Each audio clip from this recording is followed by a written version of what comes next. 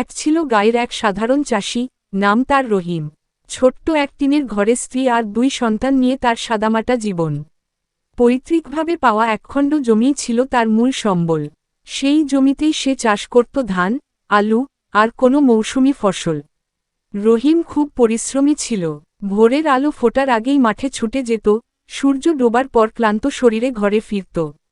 তবে জীবন ছিল না সহজ। আবহাওয়ার খামখেয়ালি, সারের দাম, আর ফসলের ন্যায্য দাম না পাওয়া, এসবই তার জীবনের নিত্যসঙ্গী। এক বছর প্রবল খরায় তার ফসল পুড়ে গেল। ঋণের বোঝা বাড়ল, ছেলের স্কুলের ফি দেওয়া হলো না, ঘরের চালচুলায়ও টান পড়ল। কিন্তু রহিম হার মানেনি। সে ভাবল, এইভাবে চললে চলবে না, কিছু একটা পরিবর্তন আনতেই হবে। একদিন সে স্থানীয় কৃষি অফিসে গেল।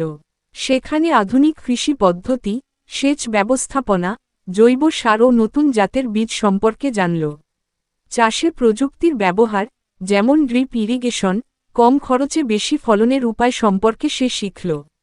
পরের মৌসুমে সে সেই সব পদ্ধতি কাজে লাগাল।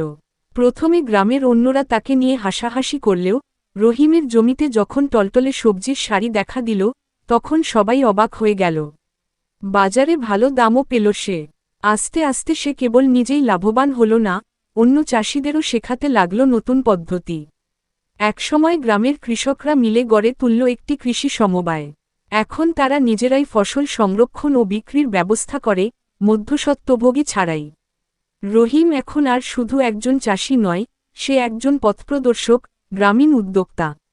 তার পরিশ্রম, অদম্য ইচ্ছাশক্তি ও শিক্ষার প্রতি বিশ্বাস বদলে দিয়েছে তার জীবন, আর একার পরিশ্রমে বদলে দিয়েছে পুরো গ্রামের ভবিষ্যৎ। এই গল্প আমাদের শেখায়, সত্যিকারের পরিবর্তন আসে ধৈর্য, জ্ঞান আর উদ্যম